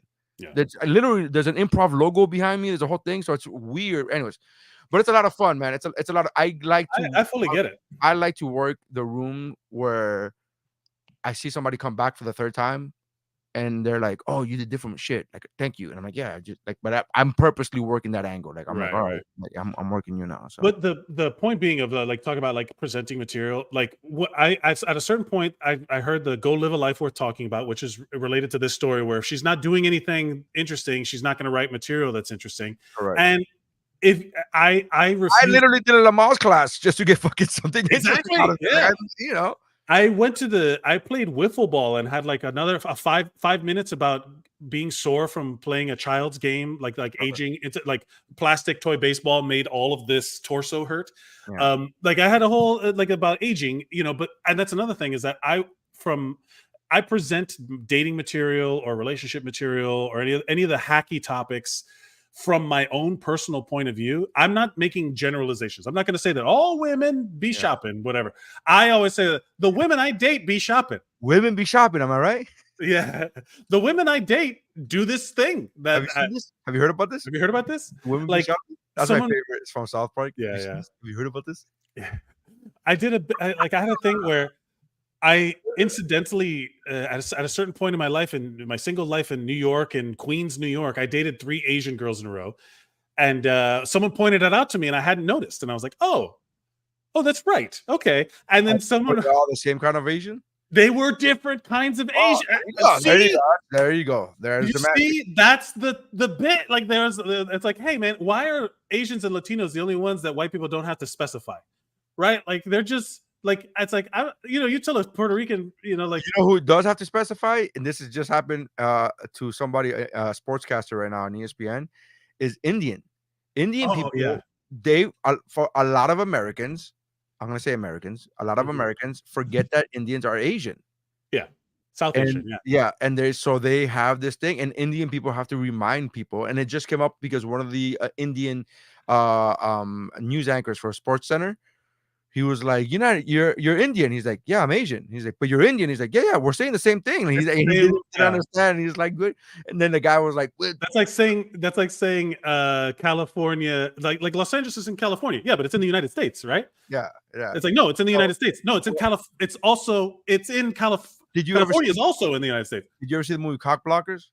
Cock Blockers. Oh, that's the John Cena. Yeah, John Cena one. So John Cena is married to an Indian woman in this movie.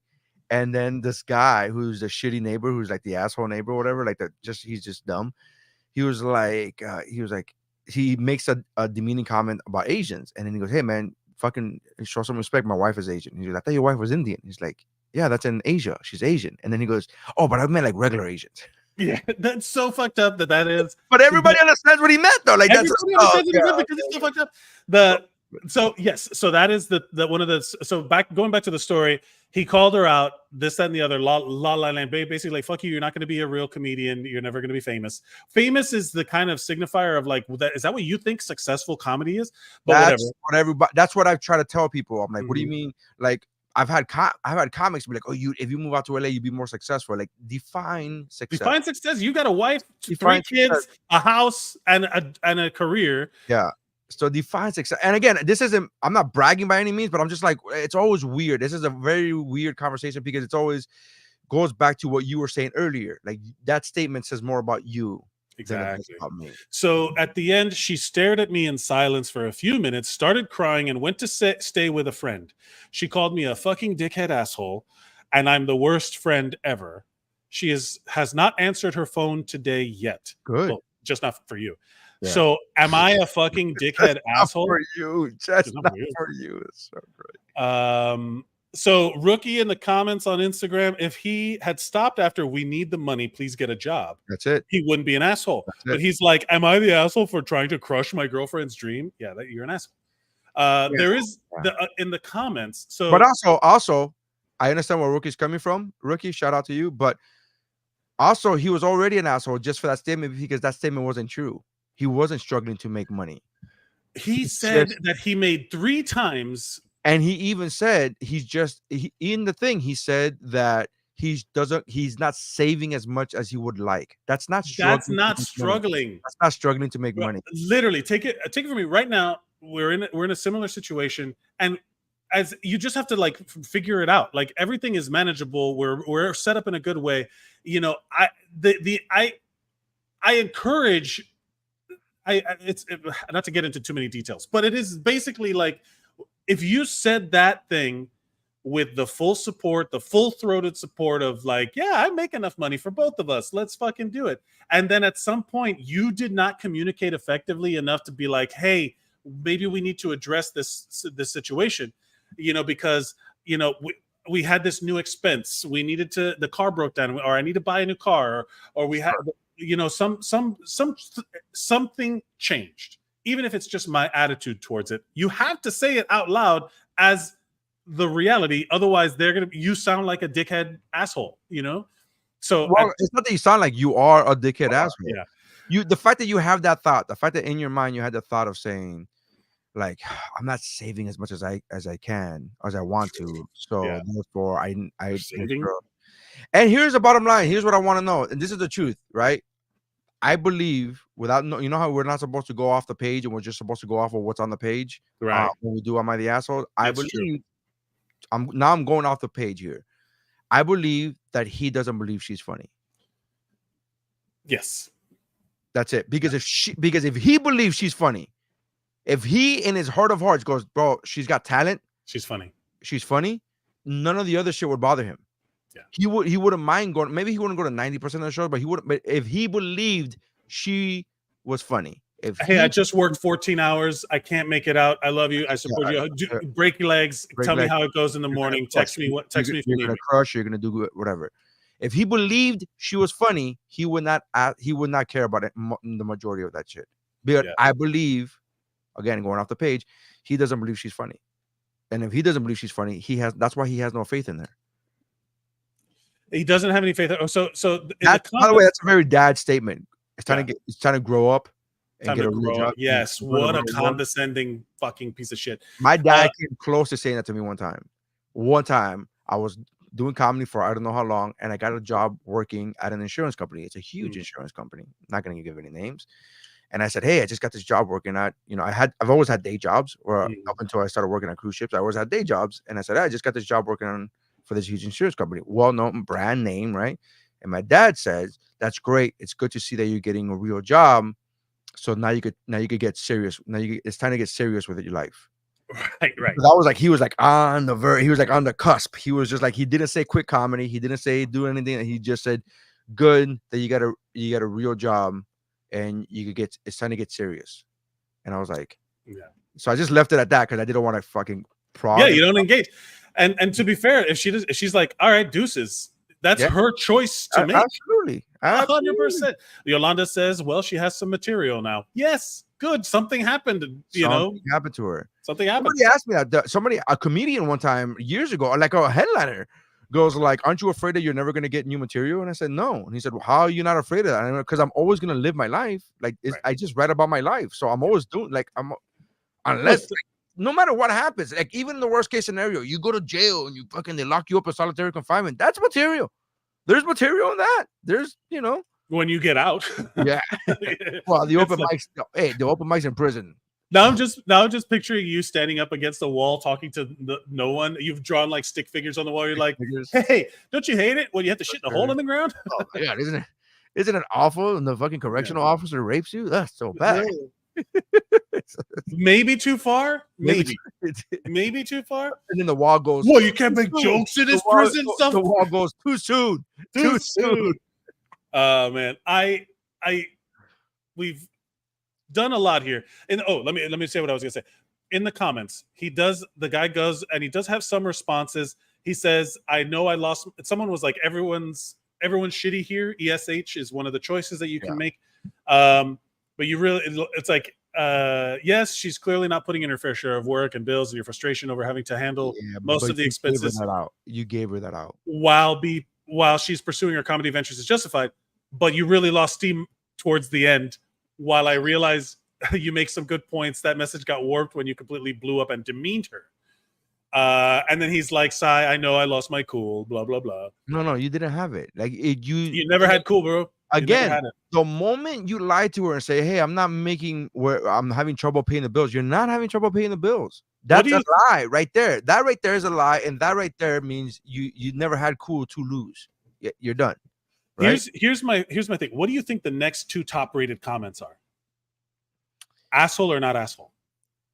It's got to be non-asshole because there's a lot of guys out there that. Bro, I was shocked. I'm shocked at how many not the assholes there are. Because there are men out there that who do you think goes on? Am I the asshole? It's all about fucking dudes that go on there and be like, you see, I'm not the only. Because he's not asking who's the asshole. He's asking, am I the asshole? Yeah. You are an asshole in this situation. You are not an asshole. But there's like and it's interesting. I'm 43 years old. I'm still not. I'm never gonna grow up. Fuck you. Who gives a shit? Not the asshole. The 28 years old is very funny to me, considering I know 28 years old who still live at home and don't do fucking anything in their normal lives and still think of them as alpha high value males. Like, shut the fuck up, idiots. You're nothing. Do you want to read the comment that Lion put out there? No. Because here's what it is. He's like, I would be like, follow your dreams and I would support you, but go make me a sandwich, because he's a Republican. Because he's and joking. no, and then no, hold on. And then he says, shut up. And he says, and wake me up with a cupcake, because he's trying to endear himself to you. Be like, hey, I said a shit. He knows my comedy. But also, he knows my comedy. But also, I'm not a fan of the fucking sandwich. Can you just cut the crust off the sandwich? Yeah, that's like go make me a sandwich, and then she grabs you an Uncrustable from the fridge and throws it at you, and you're like, what am I, the asshole? And yeah, you are. But it's your funny. Uncrustable like a 4-year-old, you fucking idiot. First of all, Uncrustables are delicious. Do you know they make Uncrustables with Nutella now? Oh, I reevaluate. All right. Yeah. The idea of go eat your toddler snack is very funny to me. This is a good question to you about Uncrustables. Ready for this? I just learned this with my wife, not just, but like in the last 10 years, learned this about my wife or with my wife. Does it matter to you about what flavored jelly goes in your PB&J? Interesting. My wife is like fucking grape jelly or nothing. Like she's like strawberry jelly. Get the fuck out of here. And there are people that I've met that are the opposite, that are like, I need strawberry jelly. I only eat my PB&Js with strawberry jelly. And I'm just like, I've never in my life, the jelly is not the star of that sandwich. So it can ruin it. It can ruin the sandwich if you're not a fan. Never. I've had that shit with fucking if piña. You're not a fan, you're piña. And the piña one, I'm not a fan of, but I got fuck it, bro. I got enough peanut butter in this bitch. Right it out, bro. Nery, we are talking about food.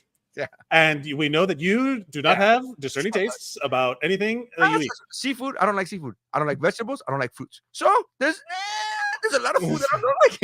And basically, you're anti-health. Yeah. You're anti-health. Okay. Yeah. But peanut butter and jelly sandwiches, you're like, throw it on there, bro. What are you talking about? You want to put some cream cheese? Bro, what's up? Here's the thing. The only jelly that strawberry jelly is the only jelly that I would allow in a donut. I cannot eat other jellies. I've never even thought of putting any other jellies in a donut. I've had orange marmalade. It's strawberry jelly. No, but have you ever had a grape jelly donut? Because that sounds delicious too. It too. was weird. It's because it was wrong. That's fucking great. It was weird. It was unexpected. First of all, it was a surprise. First of all, it was a surprise flavor. Any surprise flavor is like what? Yeah. But have you ever thought of that as far as a PB&J goes? Because my wife is very adamant. No, I'm like you with food. I'm like, yeah, just give it to me. No, but my whole thought process is like, the jelly is not the star of that sandwich, bro. Like the jelly is the Robin. I don't give a fuck if it's Tim Drake or fucking like it's not I'm here for Batman, bro. Like you give me another fucking Robin and I'm okay with it. Like I don't know. The peanut butter. So here's the thing about like anything peanut butter can get to be too much for me. Sure. And that's where you end up like that Got Milk commercial where you're like, yeah, you start to like just smack your lips and your tongue or whatever. But the idea of the jelly on the sandwich. Here's another thing. You want to get real mushy about it. You do the fucking Elvis sandwich, the peanut butter and bananas. Yeah, man, that's great. We're talking now. You want to know? You want to know the other trick I little do? You should take his advice on health.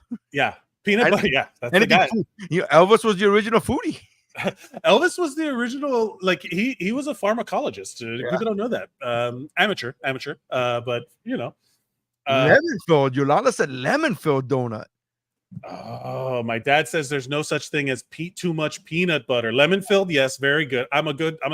This must be like as I've gotten older. Lemon anything, I'm in. My dad says no such thing as too much peanut butter. I agree, man. Because am okay. what you're saying is you don't have enough milk. That's all you're saying. That's You're it. not saying too much peanut butter. You're just saying not enough milk, bro. Yeah, that's what it is. All right. We got to, in closing. Old school picks.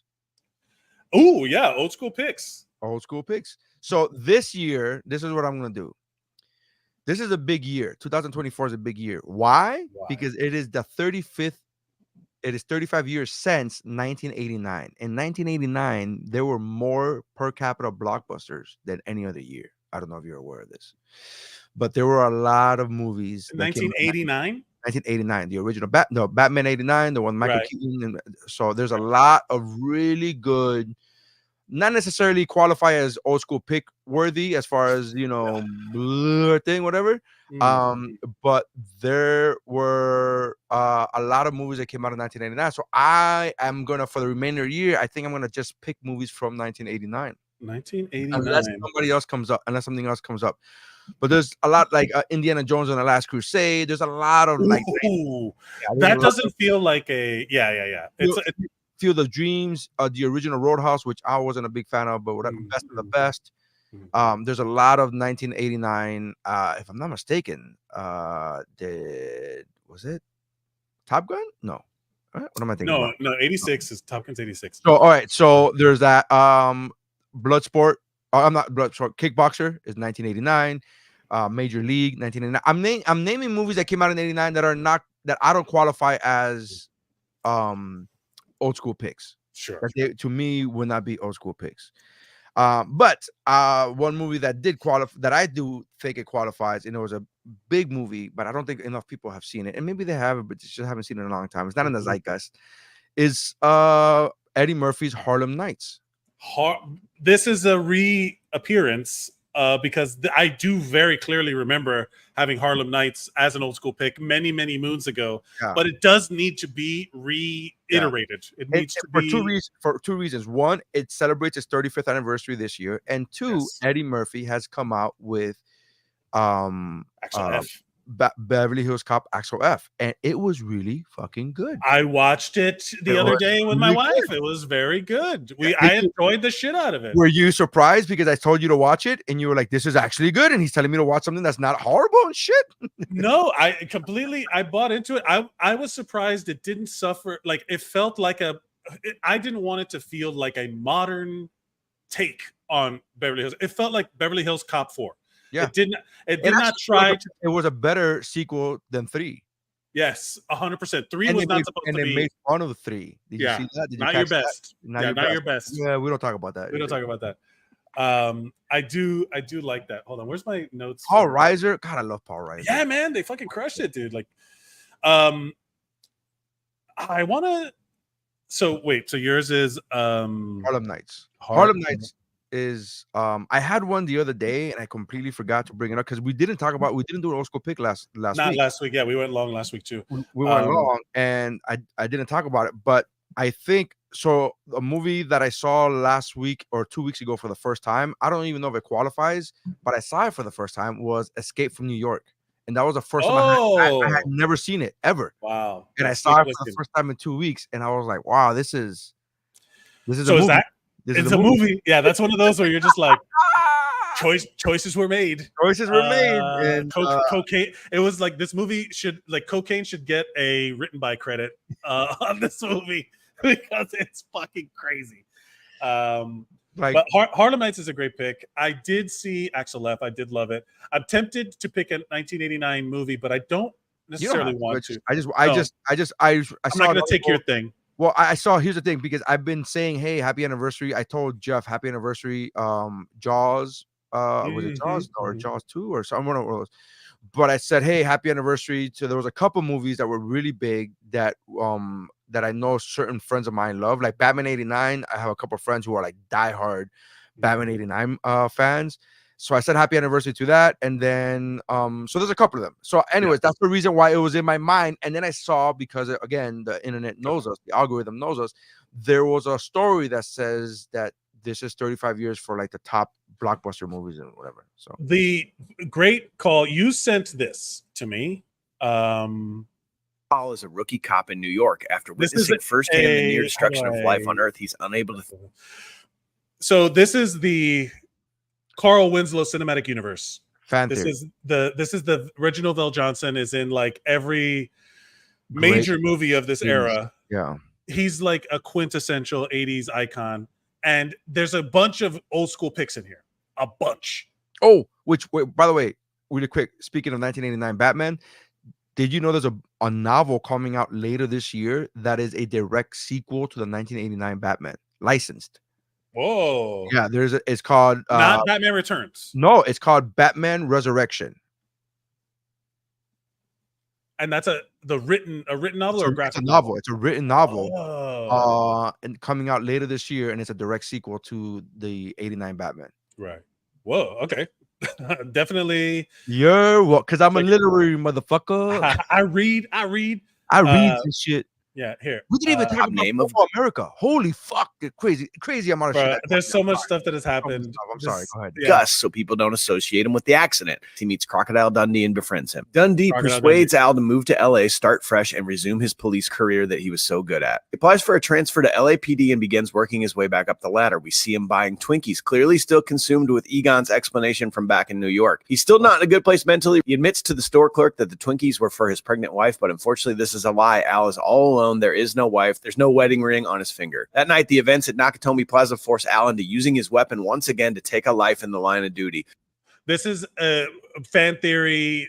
I love doing this. Al completely breaks down and is admitted to a mental institution. To escape the pain, he created an alternate reality in his head. He's now Carl Winslow, a family man in Chicago, as far away from both coasts as possible. He's still a cop, but his duties never interfere with a solid, loving home life, and he's never in danger. However, the guilt of his real life is bubbling underneath until it finally pushes its way into Al's dream. 13-year-old boy named Steve Urkel, the very same boy that Al killed accidentally in New York. Carl is powerless against Steve's haunting nature, causing him problems every time he's around, continues to get worse and worse, eventually giving him a heart attack and having his family disappear one by one. His dream crumbles, leaving only Al Paul alone in a straitjacket in a padded room until he dies. Al Paul is a rookie cop.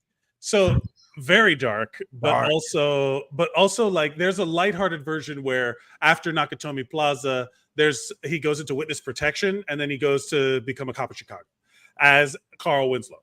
Sure. But so that's a more positive way to put it. And his wife is there and all that stuff. That's the one I like because I like the happy ending. The only thing I don't like about this, or not the only thing, but one of the little you could pick at with this theory is that he was also in Die Hard 2.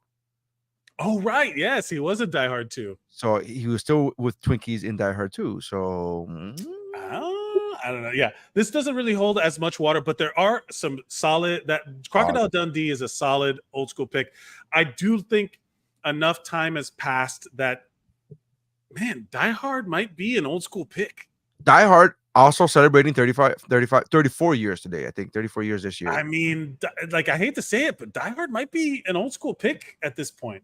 So the anniversary of Die Hard was last week, and it came out in 1988. So yeah, it's actually 36 years, 34 years.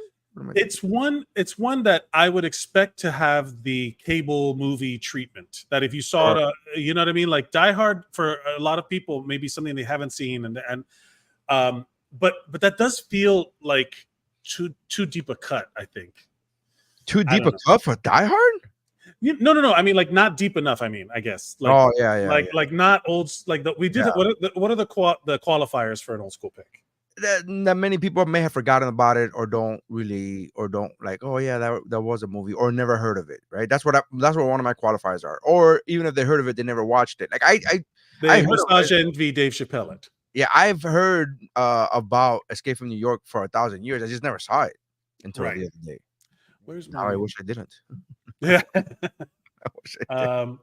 So I'm torn. Okay, so I'll give you. Can I give you a boost of one? Can I give you one that you might like? Yes. There was now I lost it. I was like thinking about it. I was like, oh, I think he would like this. There is Teen Witch. Okay, I have to talk about this. And look who's talking. Okay, my wife is obsessed with the movie Teen. I can't believe you just said this. I know. I cannot believe you just said this. How is that not your old school pick? Oh my God, because I'm trying to forget that The rap? The rap? the fucking top that. Oh, top The that. Oh top my god. that. Hold on a second, baby. You're not gonna believe, baby. You're not gonna believe what we're talking about. I have to interrupt. You're not gonna believe what Nery wants us to talk about the movie Teen Witch. He literally just said top that to me. This is my life now, is just fucking Teen Witch. My wife just did today did a fucking dance number of, and me too. She made me do it. Yeah. She made me also do a dance number like the top that fucking Atop that. Yeah. Yes.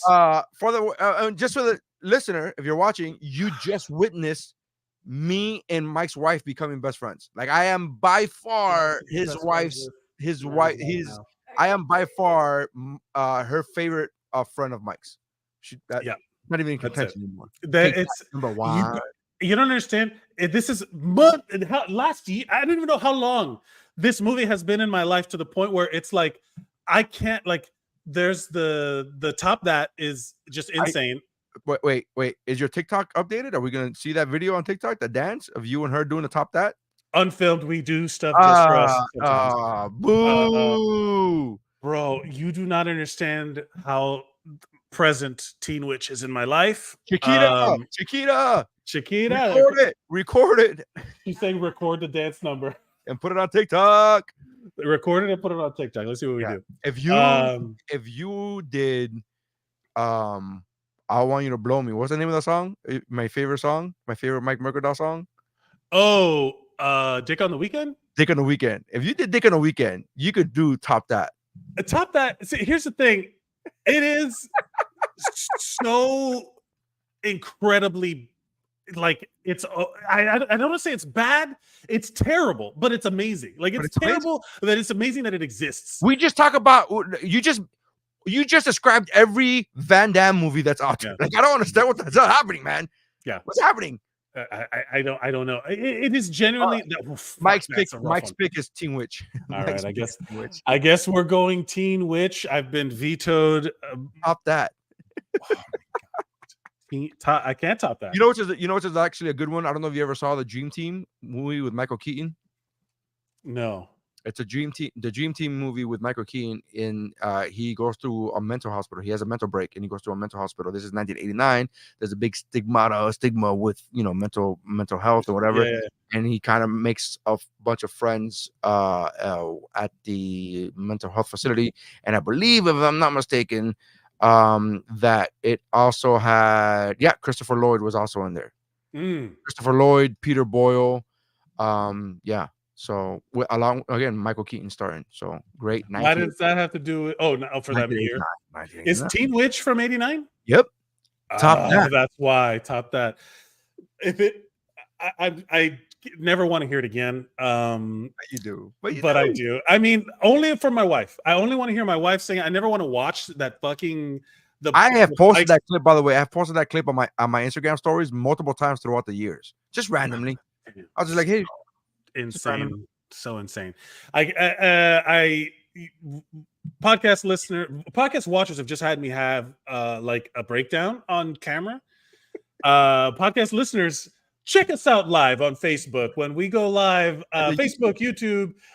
You can go on Instagram. We have a Twitch that we got to figure out how to incorporate all of this on.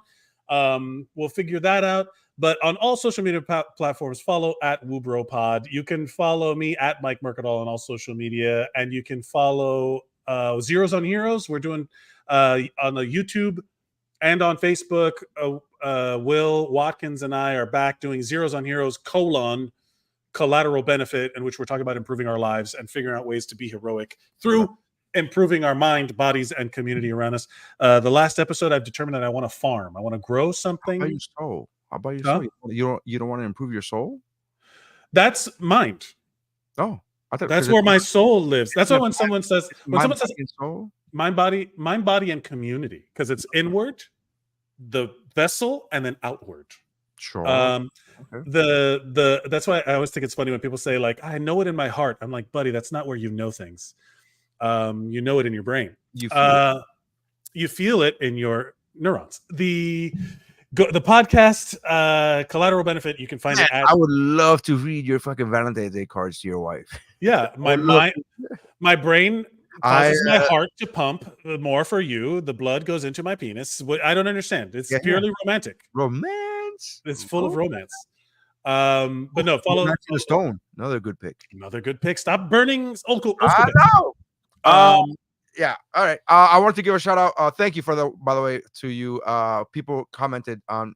They hit me up. They're like, "Hey, that was funny when Mike bought the CD and you were mad." I'm like, I wasn't mad. I really wasn't. I just didn't know if I was mad. My new album, Live in Miami, is available on iTunes and Amazon Music. Please go out and buy it, get it. And Live in Miami. Links are available everywhere on my bio and whatever, but my website is whatwashisname.com. If you can't find it under Live in Miami, look under Live in Miami. That's right. That is should be there. It should be there. And check out my Instagram reel. Check out my Instagram because I'm posting new reels every week, which stand up or whatever it is. So make sure you guys check that out. Thank you very much for checking us out. Make sure you check out us out every week. We are live, and going in the comments like we've been doing on Instagram and the Facebook. Join us, please. Love you guys. Thank you guys. Yolanda, please stop fucking attacking me on Monopoly. And that's how winning is done. Oh, you got the home soundboard. Are you pressing the end or am I? I'll do it. Say it again. Because I know you love to say it. That's how winning is done. I do love saying that.